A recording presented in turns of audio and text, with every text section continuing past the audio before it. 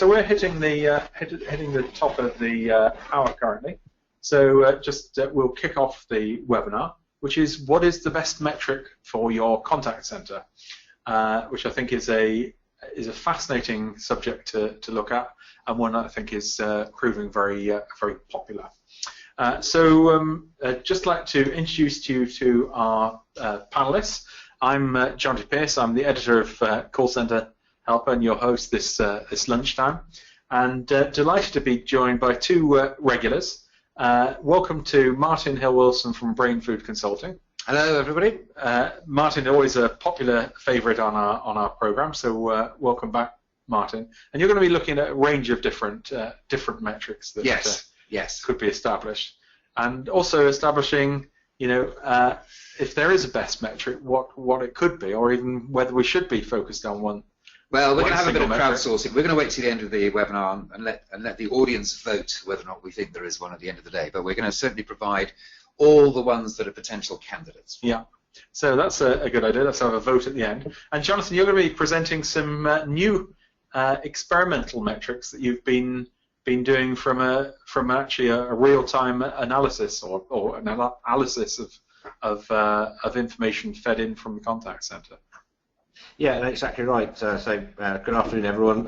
As Jonty said, we're also going to look at some of the work we've done recently, looking at 2 or 3 metrics that we've deployed, operationalized across a number of sites. So it's actually really trying to understand how you can, if you need to, create metrics appropriate to what you want to do rather than ones that are imposed upon you. Wonderful. We're also going to be carrying on a live discussion in our chat room, which is at callcenterhelper.com/chat. If you've got any questions or any tips, if you'd like to use hashtag question for a question or hashtag tip for a tip, and I will ask Martin to pick a winning tip out from today's discussion. We've got about 40 people already logged into the chat room. So that's the address here, callcenterhelper.com/chat. Just put in your first name, last name, and email. It is in a separate window, so what a lot of people like to do is put the screen, the slides on one side, and the chat room on the other side of the screen in 2 separate windows, so you can see both at the same time. And added advantage of being logged in is that you can get hold of the webinar slides through that link. So if you'd just like to go and download the webinar slides, you can do that from clicking on this link in the top right-hand side of the chat room. We are now going to jump into a poll, and the poll is: how many contact center metrics do you report on every month? So if you'd just like to vote on that, is it 1 metric? Is it 2 to 4 metrics? Is it 5 to 9? Is it 10 to 19? Or is it 20 plus? So do you use a dashboard? Do you use a balanced scorecard? Do you have a single wallboard with 1 metric on it that gets reported on? So every month, how many metrics do you report on? Jonathan, I don't know if you'd like to punt a wild guess on where you think the outcome's going to come here. I'm not so. I would probably. I'm going to go high. I'm going to go 10 to 19. That was my sense as well. Okay. Well, let's see where my take is that probably 1 is too few and 20 is probably too high. So is there a Goldilocks number just right in the middle? Let's just share the results up on the screen with you here. It's fascinating. So we've got nobody using a single metric in the contact center. 24% are using 2 to 4 metrics. The lion's share are using between 5 and 9 metrics being reported on. 24% are using 10 to 19, and only 2% are using 20 plus. I once worked for a company where we had something called a balanced scorecard, which is where we had 30 metrics stuck onto a little Excel spreadsheet, and there were just so many of them that what would happen is there would always be an argument in the management meeting about the metrics would all invariably be out of date with that number. Yeah. And so if someone didn't, their department wasn't performing very well, all they had to do was query the accuracy of the metric, and then there'd be a whole debate about how accurate it was, and that would diffuse the metric, which meant diverted attention, and then we'd have to move to the next item on the agenda. So So I want to drill down onto that in terms of the metrics you report. And what I'd like to ask is, who reads your contact center metrics? So in one or two words, could you put who reads your contact center metrics? Or who really reads them? Is it your management team? Is it nobody? Is it your team leaders? Is it a variety of different people? But we send them out on the email. There might be a difference between who you send them to and who gets to actually read them. And maybe you could explain that. So who really reads them? So Harsh says we daily, all management, including senior and executive. I think that might be who it's sent to. Rachel says not enough people. Debbie says the exec team, and also the board monthly. We've got Gleedon says team leaders and the call center manager. Eric says it depends on the level our agents get as well. Rika says our team leader MD, and she reports out to the board. Helen says we report produce a weekly report to senior management and the exec. Tara, management execs and BPAs. Candy says team leaders and senior management. Christine says all management. I don't think most of them understand what they mean. Yeah. Which I guess is a problem. So I guess that the comment on here is that sounds like that's who they're going out to. Jonathan, do you believe that all these people really read these reports? No, I think there's an argument for exception reporting. But no, I think a lot of the reports may be looked at on a cursory basis, but I don't think the level of data that's in there gets reviewed unless something happens, and then it will be looked at. But I don't think they are every part of it is gone into in detail. Rachel makes an interesting point here. Rachel says, I think they should be structured. Certain metrics should go to key stakeholders, and that may be quite a nice way of doing it. The management team perhaps only get 3, but the operational team get more detail. Yeah. So Eric says no more table F7, poor COPC. I'm not sure what COPC means in there.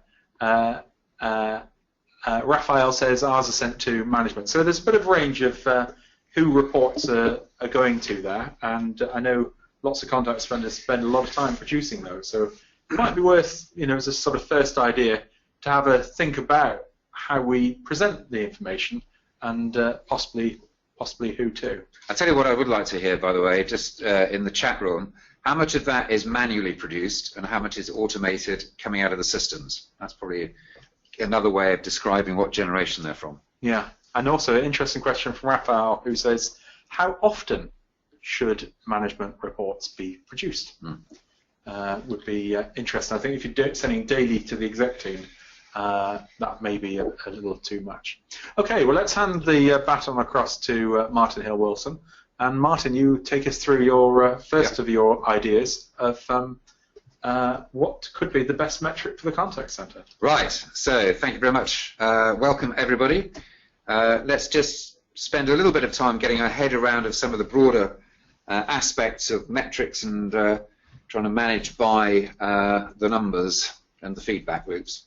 So first one really is one that we frequently find coming in different forms, but it's essentially saying the same thing, but are we measuring the right things or are we just measuring what we can measure? And one of the key things I think, particularly in the world of metrics, that we are seeing happening more and more over the last 2 or 3 years, and I think will continue into the future, is what is the balance between internally oriented metrics around of our performance as a service center and the things that matter naturally from the point of view of running that efficiently and effectively, and then from the perspective of the stakeholders that we're serving, the customers in particular, how well are we doing in terms of measuring the things that matter from their perspective. And so I think in terms of keeping a hygiene around of metrics, because they've always got a temptation to grow like weeds, don't they? And the thing about email management is occasionally seeing what happens if you choose to not be on a particular reporting round and see if anything actually happens as a result of that. Yeah. And of course it's all about weeding it out. So asking what matters is a good way of pruning your MI and making sure that even if you can't measure it, you at least understand what's important. So that would be my first little thing to meditate on.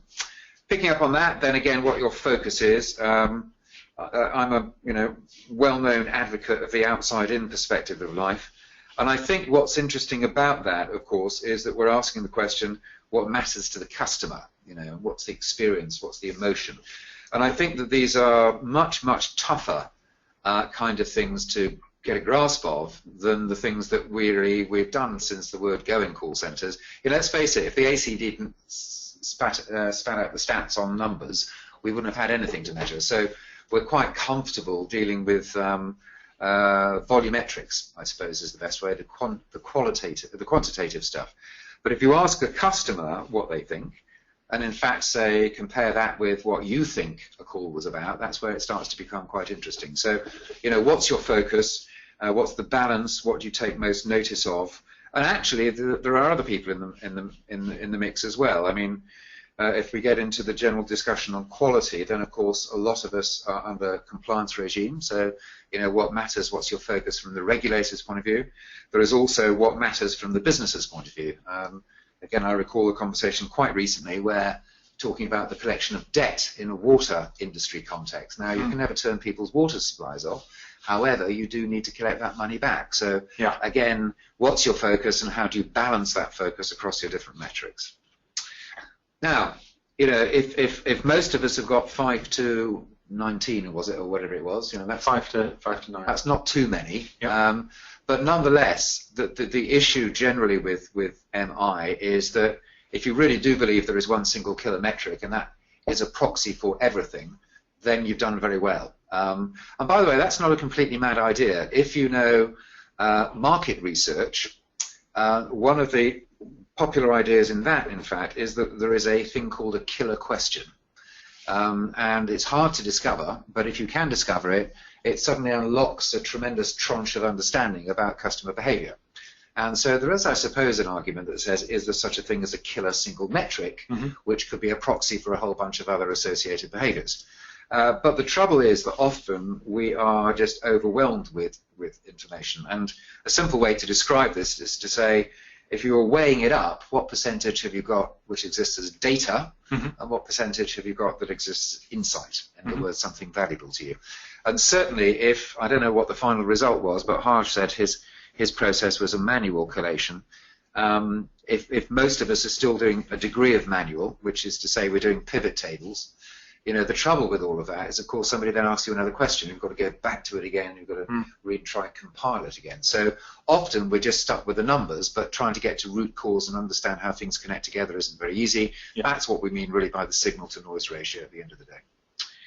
And then the other one I would want to just put into the pot is, how long does it take before we understand stuff? And this matters increasingly because, if we are trying to take the tenets of customer experience seriously, then we're trying to manage actually each individual separate customer that comes through, which is very difficult. And of course, what matters to them occurs in real time during the course of that contact, or during the course of the life cycle of a particular case. And it's a question of whether or not we can dig in and understand that fast enough, at the end of the day.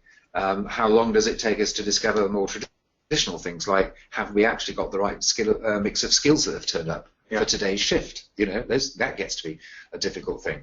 How long does it take before something unexpected happens? Now, if we're in the business of, I don't know, let's say we're a telco, in which case we're probably launching new phones and new packages quite frequently. New product launches always create unexpected service demand. So the question is it a day? Is it an hour? Is it even maybe a week before you finally catch up with what the root cause of that thing is? All you know is you've got a surge in demand and you're trying to put more resource to cope with it. So again, how real-time is your insight is incredibly important. And the very best of the best would say, real-time, we're ahead of that. We're proactive. We're actually in the process now of trying to anticipate. And so that's a never-ending journey from being behind the curve to trying to do it at the time, to getting really smart. And indeed, you could view demand failure And the elimination of that has been totally ahead of the game by making sure it never happens again. Yeah. But that's way down the track. And that's the comment that Rachel very much ties into. She says automation should drive efficiencies, allowing focus on the details. Too much time spent manually collating. Just getting the basics. Yeah, and that's a lot to do with the generation of systems that we're still stuck with. So that's a bit of a scene set, just to get our heads thinking about it. And then I wanted to show you something we may have seen before, but I still think is a really great piece of research done with Jonty and New Voice Media. And it asked 600 of us through the call center helper website, what did we think were the most important metrics? And here we have got a very good list, prioritized really in terms of importance, with interestingly outside-in metrics like satisfaction and first call resolution sitting at the top there. And then interestingly, we will come back to this a little later on, controversially, Net Promoter Score lurking at the bottom, which is interesting. And then things like customer effort sitting somewhere in the middle. So we're going to examine that, but I think that's a very, very interesting piece of research, and one that you might actually care to take back into your own teams to have a debate on, to say, where do we sit against that? Is there anything that we can learn from this list? And what's interesting is that average handling time, which when we did a similar exercise about 7 years ago, which was up in the top 3, is now really dropped down. I think that's a very very encouraging sign of measuring outcomes rather than... I take that as a good proxy for the change of focus. Yes, I think so. Yeah, absolutely right. So, question then, back to you as an audience. What metrics do you rely on most? Now, I'm not asking you to list out those 9, but if you had to choose maybe the top 2, maybe 3, that for you are most indicative of performance, of quality, of customer experience, the ones that really you find most insightful and most useful. If you could list those out for us, that would be great. So if you could just type that into the chat room, what metrics do you rely on most? So Harj says it's the NPS score, accuracy, QM, and the number of abandoned calls. Alison says it's CSAT, customer satisfaction, Net Promoter Score, and first contact resolution, which is a very good mix, very good bundle of metrics there. Noella says it's the answer rate, Net Promoter Score, and first contact resolution. Candy says it's the survey, quality assurance scores, and the abandon rate. Abandon rate's always quite a good one to look at. Net Promoter Score, the service level percentage, answer rate, and adherence, says Tony. Robin says CSAT and abandoned calls. And Raphael says customer satisfaction. That's great. So a range of different ones there, Martin. But a lot of customer-based ones. A lot of customer-based ones, yeah. We've got Bukola also says adherence, CSAT, and first contact resolution. And Eric says CES, if I had to pick one. Customer effort. Customer effort score. Yeah. Great. Okay, thank you for that. That's an interesting feedback. So, there you go, customer effort. This, obviously, if you remember the list, was lurking somewhere, I think, just underneath the halfway mark. But it's become more and more popular. If you were at Contact Center Expo this year, the folk that are really keen on that have been around waving the flag for it. And certainly, if you haven't quite got your head around it yet, it's interesting to dig in, have a look at it, and see what value it's got for you. I would argue that it probably, from my perspective, is my top, I've got to say. This is just a personal thing. Yeah. Right. I think it's top because of the reasons that I'm showing on the screen here. Now, this is a US survey, and I'm going to show you a UK survey in a minute. But the thing that worries me about it, and this was in 2014, the one I'm going to show you in a second is 2015, is we're looking at the same old, same old, same old, same old. You know, here we've got having to contact the customer, the company lots of times, being passed from pillar to post, being put on hold for a long time, all of which is hard effort, you know, at the end of the day. If you look at the UK one and look at the right-hand side of the page just for a second, then being passed between agents, contacting a brand or organization multiple times. These are the same issues that we've just seen.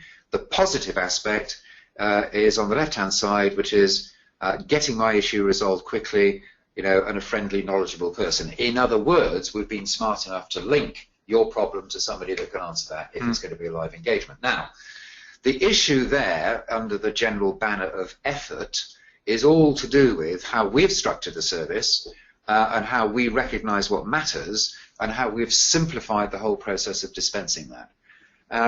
Now, I did actually, interesting, on the audience I was with this morning, asking how many people were doing customer journey, and that surprised me. I only had one hand up out of 50 people in the audience. Now, normally there are more than that, but it's still an emerging discipline at the end of the day. And if there is a value to articulating what the customer goes through, it's in order to demonstrate where the bumps are in the road, and particularly where the gaps are between one contact point and another one. You know, a classic one these days is between online and back into the contact center. We've had a longer standing one, which is from contact center to back office, you know, and again, all those relationships in terms of how we expedite those things, claims management, all those kind of things that typically can annoy customers. So to my perspective, we have not yet got this cracked, clearly, because the research is telling us that, and your general heading for that problem is effort. And so until we get effort sorted out, that remains the most predominant issue for customers at the end of the day.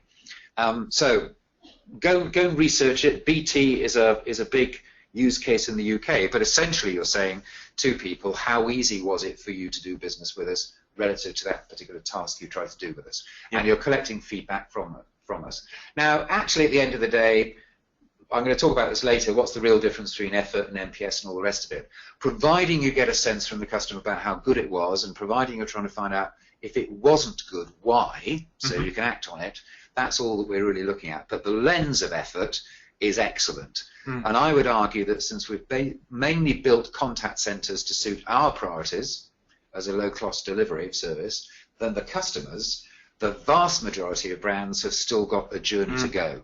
And once your effort score ceases to be significant, you're then into a different place. But most of us are still walking back through that and re-architecting what we're doing with customers from their perspective. Because I do wonder whether web chat is coming in because it's sort of less effort in a way. Then you can do sort of other things while it's there, and it's not necessarily you don't have to sort of be holding a phone while you're queuing to get through.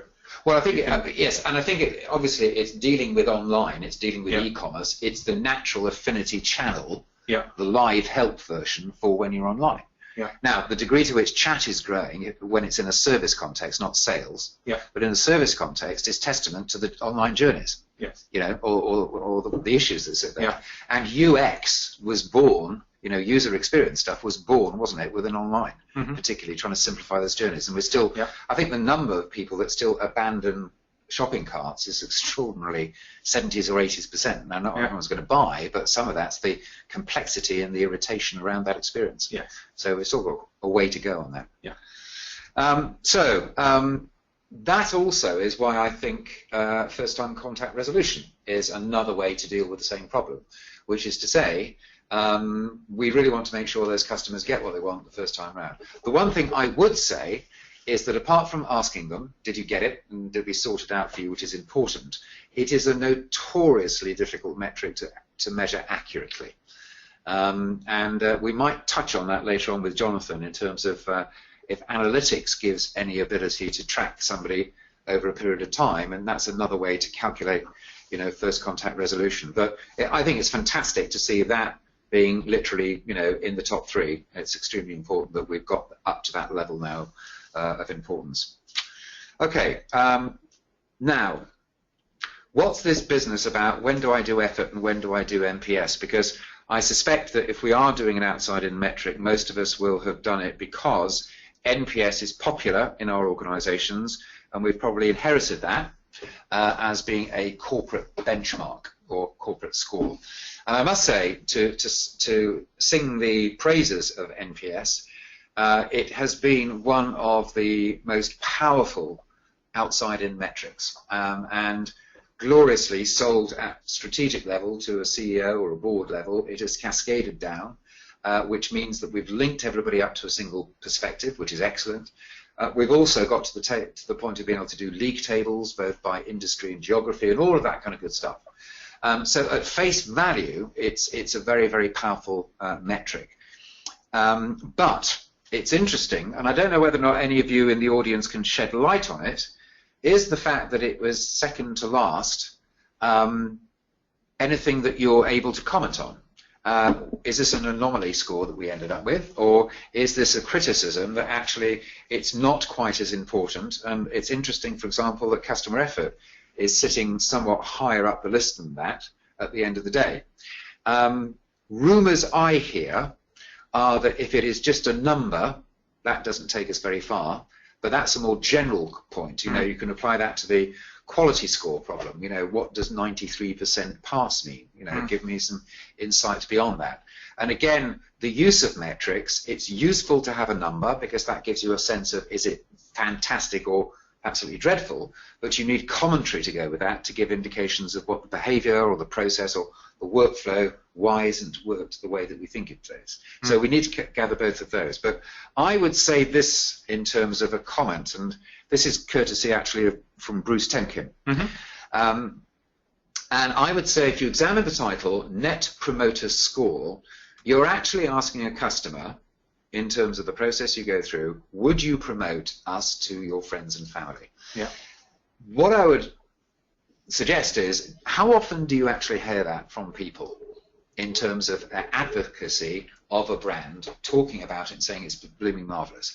Doesn't happen very often. No. And although I'm not very, I don't like this truth, there is an argument that says service is certainly a place where you can lose customers. It's not often a place where you can win customers from, which is a bit of a perspective, but it's probably true more often than not.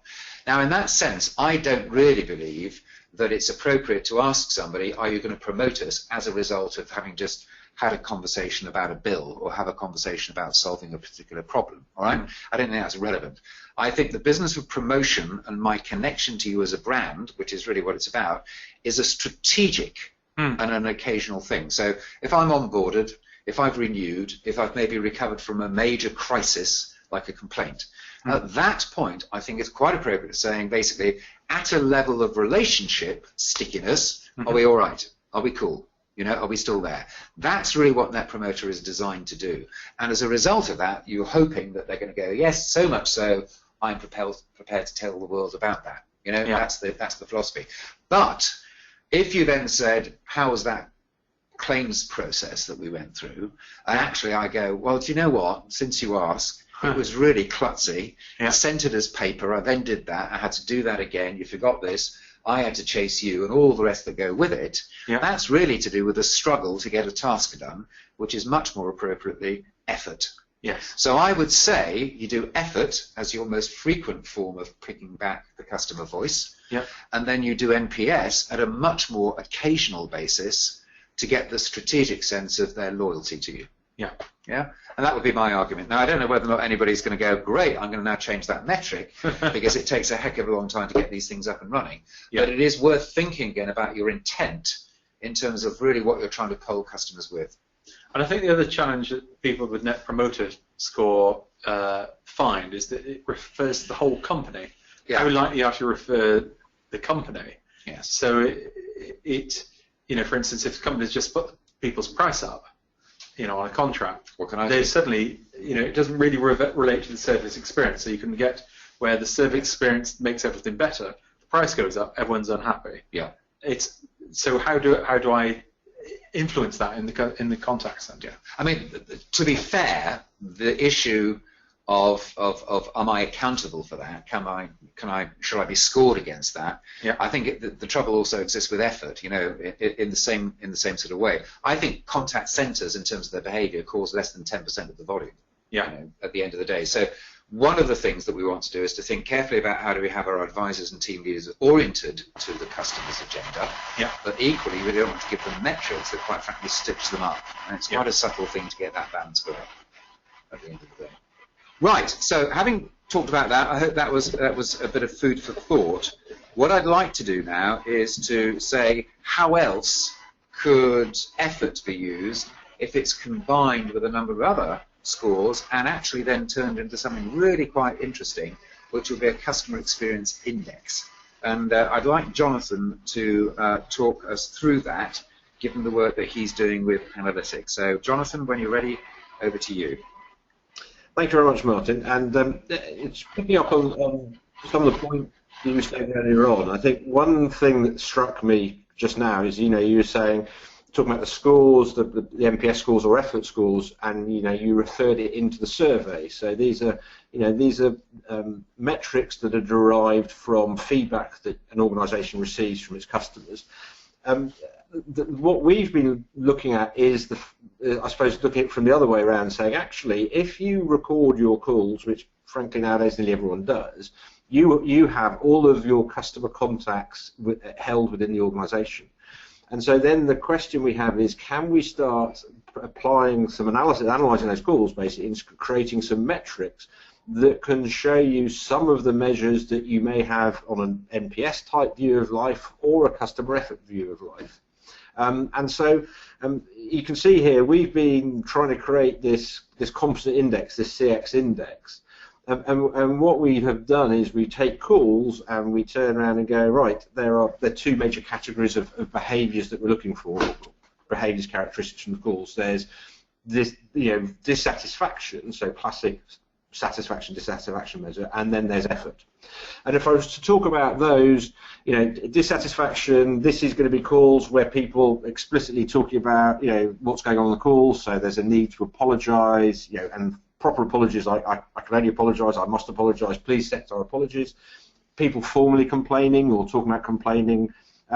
If you're in a regulated business, it could be talking about your regulator, it could be talking about Anne Robinson and some of the, that type of consumer programs. So these are all of the various ways people are expressing the fact that they're fundamentally dissatisfied with the organisation. And then in this example here, we've put some slides together saying, here's a case. It's actually based on some work we've done with our customers that 21% of calls had evidenced the dissatisfaction piece. We could also then build upon that customer effort, and so here, and it's again ties back into some of the research you showed earlier on. Effort, people's frustrations about having to call back or be called back. People waiting to hear from something, again, having to repeat information, another very big one, being put on hold, having to call back for a subsequent time. And so the customer effort score is actually then measuring and tracking all of those. And so in this example, again, this was being triggered on 31% of calls. And then if you aggregate those, so the term you've used, deduplicated lists, it's saying, right, show me all of the calls that evidence one or both of these behaviours. In this instance, we're saying this happened on 43% of calls. Now, the starting point at this place is, right, I could take all the calls for an organisation, or I could take all of the calls for a specific line of business, and I can turn around and go, right, my CX score is, let's take this example, 43%. What I can also measure is how long it takes to handle those calls. And you may have been an organisation that's got rid of handle time, talk time from your metrics, but the data is still there. And our experience has been, in this case, is that all of these calls are absolutely, clearly longer than your standard handle time. And it varies from organisation to organisation. But we've seen examples. I think that the figures in this case, there was 43% of calls were triggering the CX index, and the uplift in talk time was about 80 seconds per call. And we've seen that those numbers vary, but that's an absolute cost to your business. You can turn around and say this percent of calls, 80-second uplift, that is this much amount of time. You're currently dealing with that at the moment with your contact center, but if it was possible to reduce the number of calls triggering this measure, then you can you have two things. You can have more satisfied, more happier customers because you are removing the source of their dissatisfaction, the reason for their effort, but also you're improving the efficiency of your contact center. So actually, you have more time within your organisation to take other types of calls. So that's the first element. If we then move on to the next slide, if I've turned around and said I've just given you a CX score for your organisation, actually where it then becomes interesting, you're saying that's the starting point of the journey of what we're talking about with this metric. We can then break it down in a number of different areas. So What we're looking now is when we're starting to trend this over time, and in this case you can see that there's a spike on the tool graph. There's a spike early on in the piece, and then if you then drill down into it further down below, you can see that this spike was happened on a specific day. It's happened to be a Saturday. It's the first full Saturday after the Christmas New Year break. And this was a customer service organisation who do deliveries, and there was lots of questions for deliveries, and it spiked between 8 and 8:30, and I think we found out that actually their shift pattern was slightly off that day, and so they did have a severe outage. We've had another one recently where the spike happened at 11:30 every day, and again, immediately I can't tell you what's going on, but there is something happening in the operation that is driving that change. And then the second piece that we can build on here is rather than trending it, we can then turn around and say, can we take this data and look at it from another angle? So it could be from a process point of view. So I may have already categorized, have the ability to analyze my calls based on specific processes. It could be specific products, however I split it out. But I can then understand the difference specific processes take, or the impact specific processes have on the overall CX score. And so if you can see that it goes up sharply for one of these, then the logical thing is, if you've got a process improvement team, whether it's using Lean or Six Sigma or whatever, you can say, look, this process is actually causing major issues to us as a company in terms of effort or dissatisfaction, and you can see the difference which one it is. Therefore, that should get referred back to them to saying, you now need to do that detailed root cause analysis as to why it is. Here's all the data, here are all the calls, you can listen to those, and then make that change within your organisation as well. So the aim of the CX index is twofold. It's one, to give you a view of how your operation impacts your customers, and then the second one is, by looking at that over time, or by process or behaviour or product or site, however you split it down, to give some information that you can then use for process improvement within the organisation. So that's how it is. As I say, we've been working on this for about the last year, and we've started to collect data from a number of organisations. We had a session with a number of our customers yesterday, and again, we started talking to them about this, and a number of those are now going to start rolling this data out within their internal use of the analytics platform as well. I think that's correct.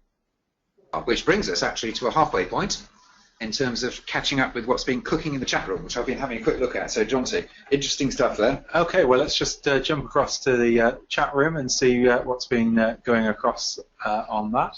And what we see is, let's have a look. A comment early on from Eric is, that most KPIs are connected, so why not report on all of them? I think I was in answer to your question, Martin, about where there's one KPI which is used. Yeah.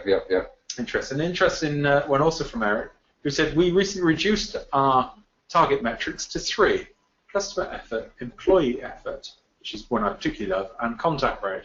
We hope you don't need to contact us because you could easily do it yourself. Yeah. If you do need our help, it should be little effort to you, and it can only be little effort for you if it's less effort for our agents. Jonathan, what's your take on those 3 metrics? So the customer effort piece, I strongly agree with, because of I think that's, as we've seen from the CX index, that's what we're doing. Employee effort.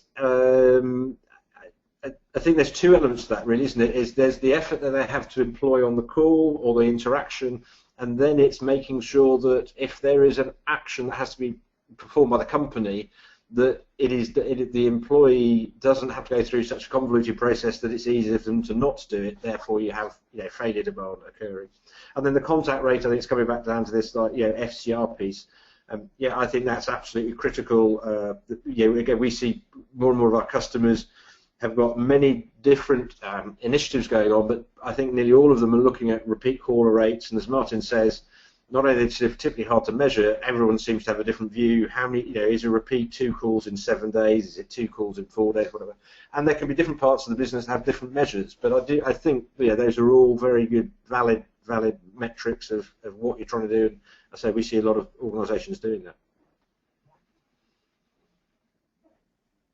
Okay, well, we've got an interesting question in from Rachel, and who says, do you think that effort should be tied to process improvement plans? Oh, without a doubt. It's an interesting one here. I don't know if you've heard of Goodhart's law, we discussed on a previous webinar. It says any metric ceases to be a good metric when it becomes a target, which is interesting. So if we're making effort rather than a concept into a target. Oh, sorry, I didn't hear the target piece. Well, process improvement plans are all right, no, there's no point in collecting insight on how difficult it is to do business with you if you're not prepared to fix it. So the bit I was focusing upon there is, yes, the insight team and the continuous improvement team need to be tightly bonded in terms of their activity. Interesting.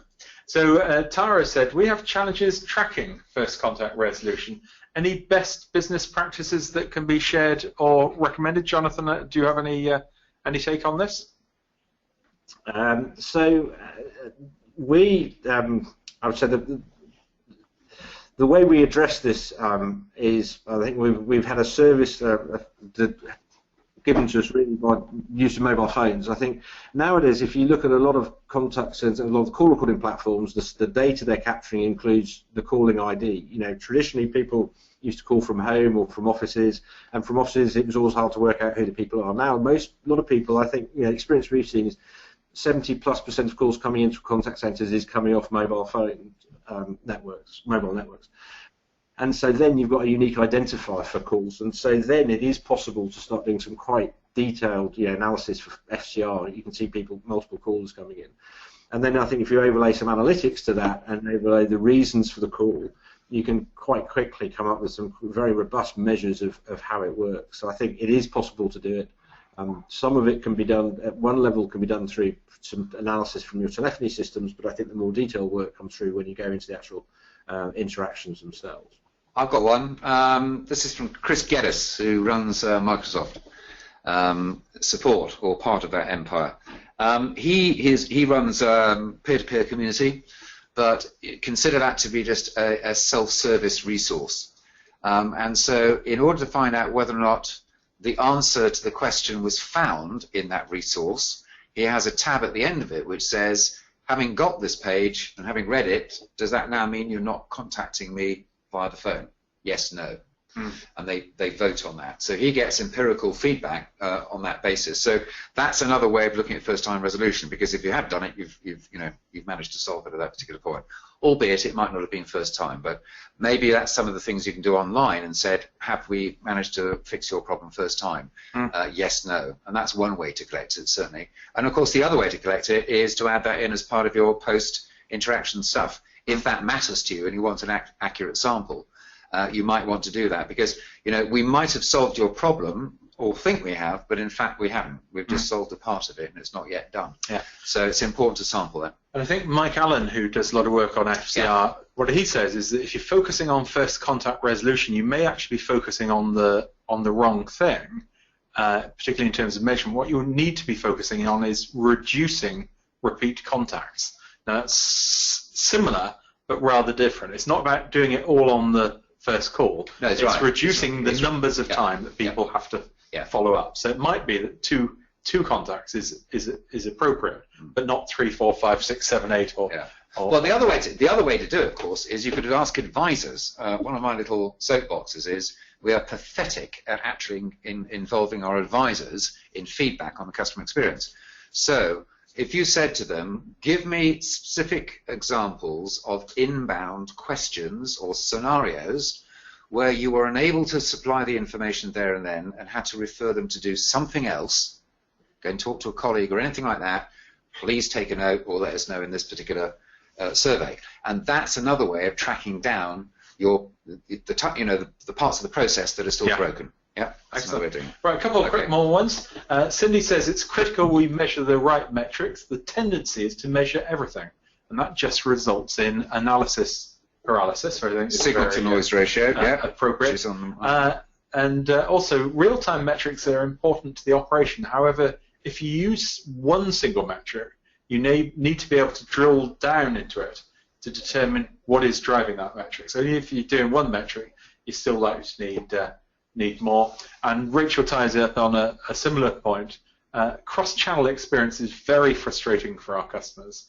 Our customers are demanding that seamless omni-channel experience, which is certainly where effort starts to raise, is where you're moving between multiple channels. Jonathan, you got any takes on reducing effort across multiple channels? I think yes. The challenge with that is if you take the voice channel, it's normally, it's very obvious to identify people. The whole process we've got is there about identifying people. I think the challenge is when you move to the other channels is it's harder to identify who the people are. Sometimes, and then if you can't identify who they are, linking it back to have a seamless omni-channel experience is harder to do. So I think it works both ways. Some organisations I know have like web chats outside of their core firewalls, and there's some conversations you won't have, and so that's back on the organisation. But I think the challenge is doing it in a way where it is easy and painless for someone to identify themselves consistently across the channels. So I think that's an onus on both parties to get right. Excellent. So Martin, across to so picking up, Debbie just echoed that back. We use our colleagues to measure whether they feel they've been able to resolve first time, using call system as well as customer perception, compare the two together. Quick question from Raphael. Social media, how do we analyze, create a different metric, given the fact that social is social? And I think one of the key ones is, in addition to first-time resolution, it's how long it was from them posting the question to you being able to make first initial contact. And that is kind of like one of the 101 metrics in social, which is the amount of time that they're hanging out there, potentially open to Aunt Sally's and competition, before you grab them and you start to pull them into your conversation context. Indeed. All right, so there we go. Right, we've got to zoom on now. This is an interesting thing, emotion. I saw a really fascinating presentation from Forrester 2 weeks back, from a lady called Joanna, who then had a Dutch surname I'm not even going to attempt to pronounce. But she is heavily into the business of emotion and how that is being used with organizations. And one of the metrics that Forrester have a thing called the Customer Sat Index that they've been running in North America and around the planet generally. And they measure three things: effectiveness, ease, and emotion. So just remember that, and I'll come back to it in a second. And you can see here that the 207 perspective, this is the American view, has definitely moved from 207 to 214. So just have a look at those two there. We are clearly getting better at whatever customer experience. That's a big move forward. It's good, isn't it? Yeah. It's encouraging that, right? But the interesting thing she said is that's built out of those three things: effectiveness, ease, and emotion. But there is a hierarchy there. In other words, don't try to get me into the emotion state, designing emotional experiences for me, if I'm still being pushed pillar to post and it's bloody hard to engage with you. Yeah. So the interesting thing is with emotion, which tends to be in the very best of those organizations, they dealt with the hygiene factors of being effective and also ease. And the evidence is here. So she is saying that the very, very best leaders are producing, on average, 28 positive experiences to 1 negative one, whereas the laggards still are irritating their customers 2 times to every positive, which is, again, quite an interesting way of looking at life, which is, in terms of our impact, how positive has been on customers.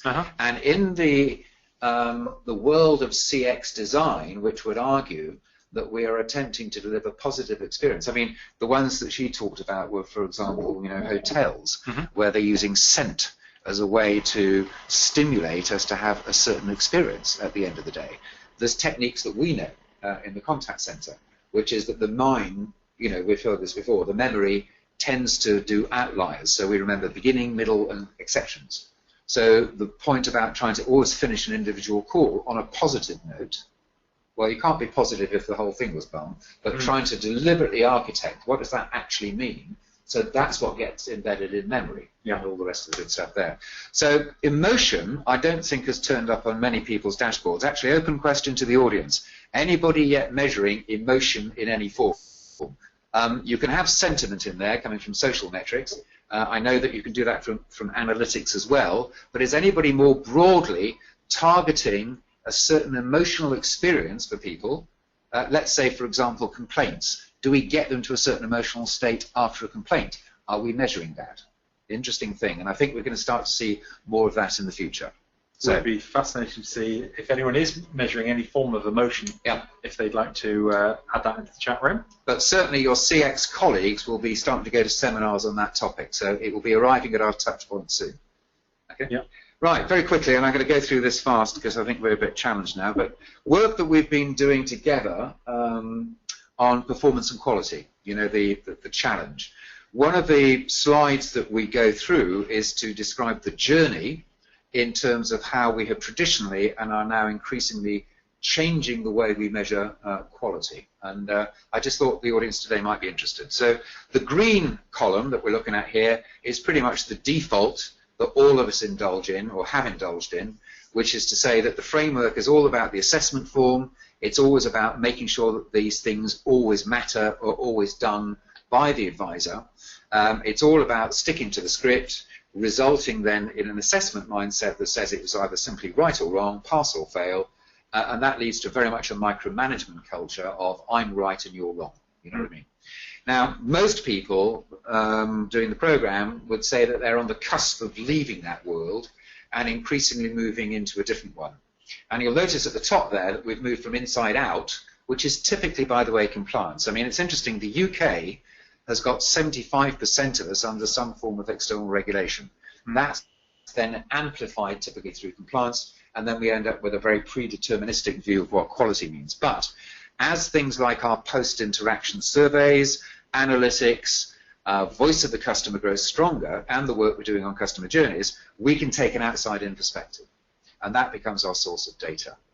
Now, interestingly, in the yellow zone, we're still kind of prescriptive in the sense that, therefore, we know what matters to the customer on the journey, and we always attempt to fulfill them. But the other thing we might have done is move away from scripts into a broader thing called guidelines. And if most of you, which I suspect you will be, are in some form of guidelines, I'd just like you to think about another piece of work that you might not have done, and the reference for this is Severn Trent Water, who've done it, is translate the guidelines, which are normally written as corporate benefits, into customer benefits. So we must collect data. Why? I'm fed up with the fact you always collect data. You never remember me, da, da, da, da. Can you translate that little set of guideline into something that matters from the customer's perspective?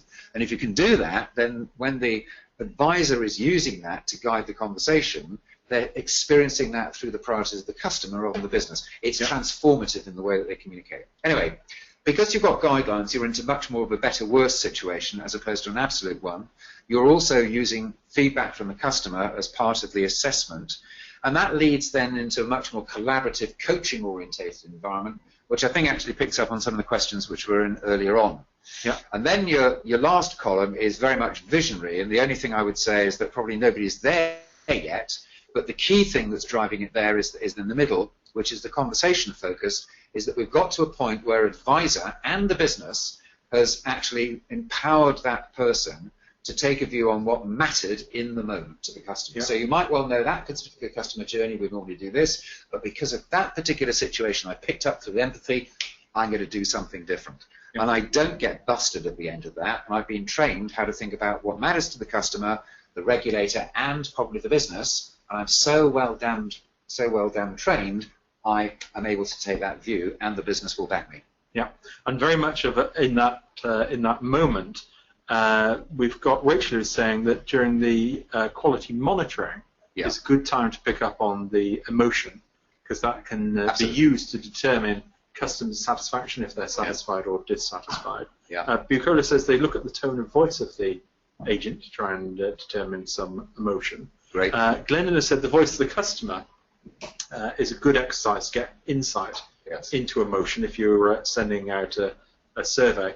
And in the survey, one survey question that Alison uses to get emotion is, did you feel your agent cared about your needs? So that's feel, care, and needs, which is sort of three very good emotional Very good. Emotional Triggers. power words. Yep, like it.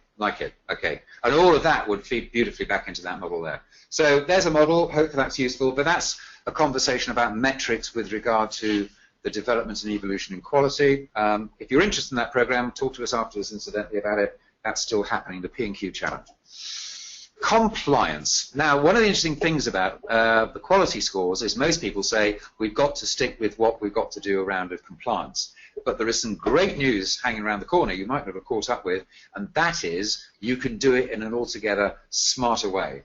And what I'd like to do is to pass you over again to Jonathan, who can talk through with some really exciting work that he's currently doing.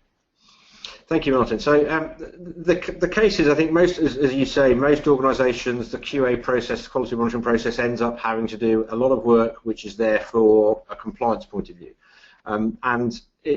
If I think in a very polite way of putting it is you have to do it despite the fact you're running a contact centre. It's not necessarily there to enable your business. It's there to be compliant.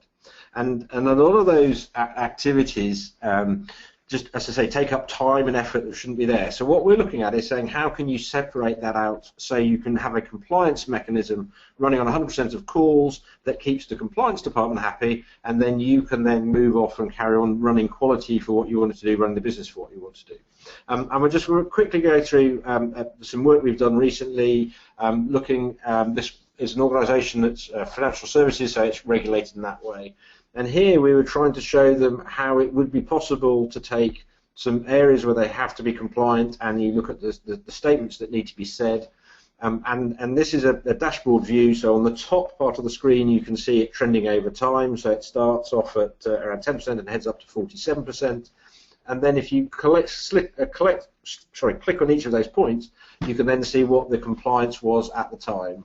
And so in the bottom left-hand corner, here you can see that the 47% is made up of 6 different statements and how compliant those were. And then the right-hand piece is when you say, right, okay, I now know my overall position, can I take that down to an individual? And then if you then want to look at the individuals, we've got 2 quick examples coming up now of an individual who is compliant.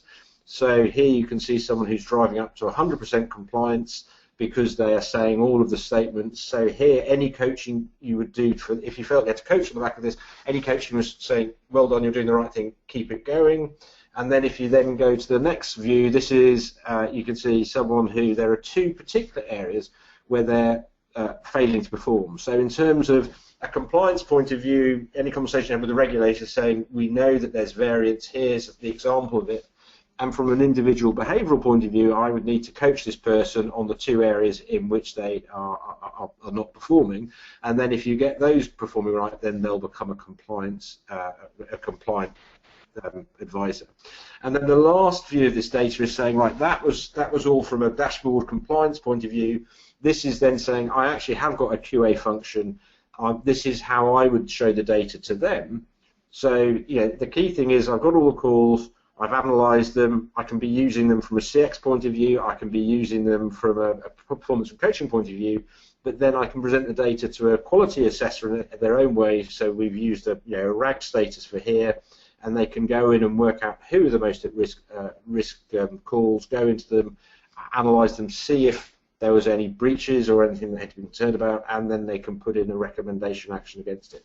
But the key thing about this is compliance is covered, it's been done on 100% of calls, and it's done as a standalone thing rather than impinging on the day in, day out operations of the contact centre. Over to you.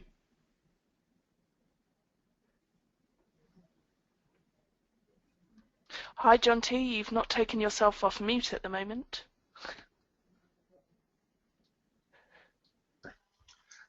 So I think that's a real push forward. And by the way, interestingly, compliance teams do remain worried. That's a tremendous way of getting 100% compliance. And by the way, if they want to stump up for the money on it, you can get them to do that as well. So that's just an interesting side point there.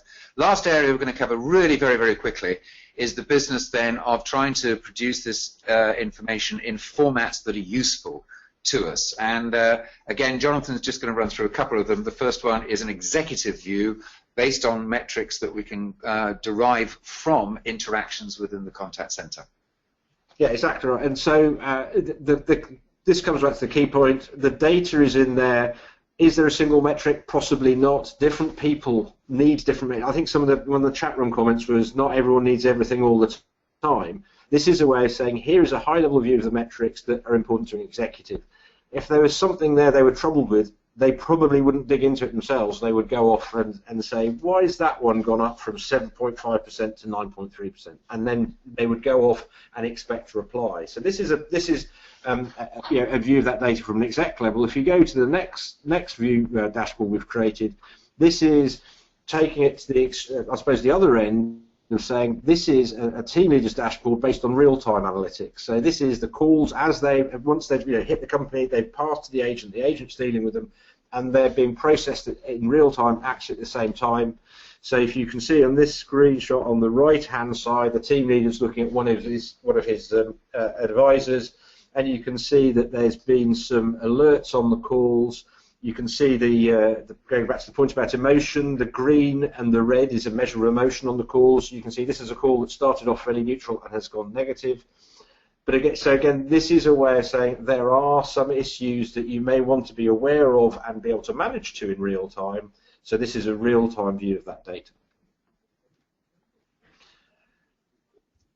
Okay. We've pretty much got to the end, so I don't even know if we've got time to answer this question. So I'm really just going to take us back to the final question so that John T. can lead us out of the webinar. Okay, well, thank you very much for that, Martin. I'm afraid we've just timed out of the webinar, and so in one or two words, what did you like best about the webinar, if you'd like to put that into the chat room. You can watch the replay and view the slides. That's at callcenterhelper.com/recorded webinars. And we will be asking Martin to pick the winning tip from all the tips we've got sent in afterwards. So, Martin, thank you very much for joining us today. Pleasure. Thank you. Jonathan, thank you for joining us as well. Pleasure. And we look forward to meeting you all again in our next webinar next week, where we're going to be looking at customer effort.